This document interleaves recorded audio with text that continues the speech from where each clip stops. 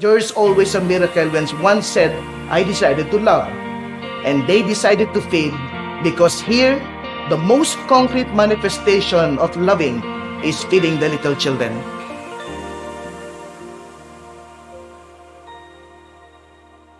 To feed is to love, and to love is to feed. This is actually my 5 years in Caloocan City.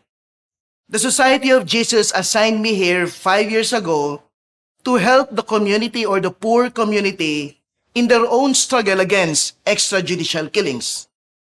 It was actually a difficult battle against the extrajudicial killings here. But after that, another battle came because here comes the pandemic.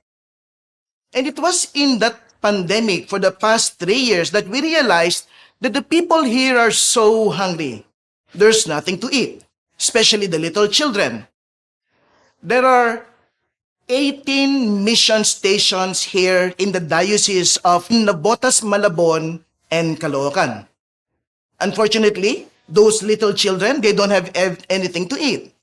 So I decided to say and to think, yes, to feed is to love and to love is to feed.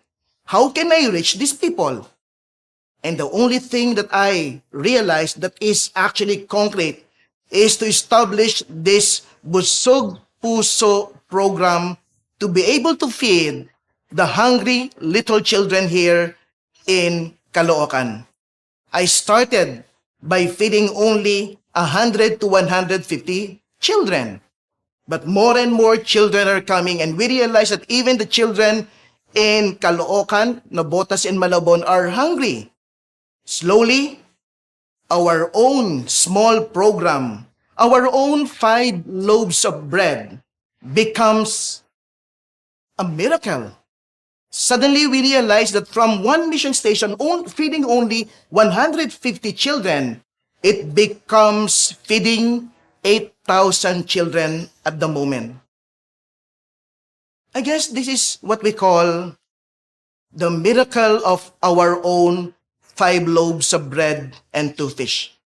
Because there are many supporters who decided to say, we want to help because we want to love. And they do it by feeding. You know, I remember, my friends, one of our benefactors came and said, Father Willie, how many children are you really feeding? And how many children who are actually hungry here?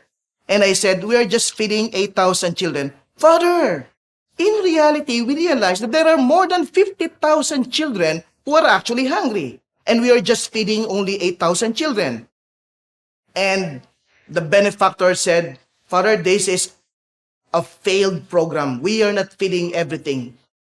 And I said, that's why our title is not Busog Chan. Because we realize that we cannot feed everyone. It is more on Busog Puso.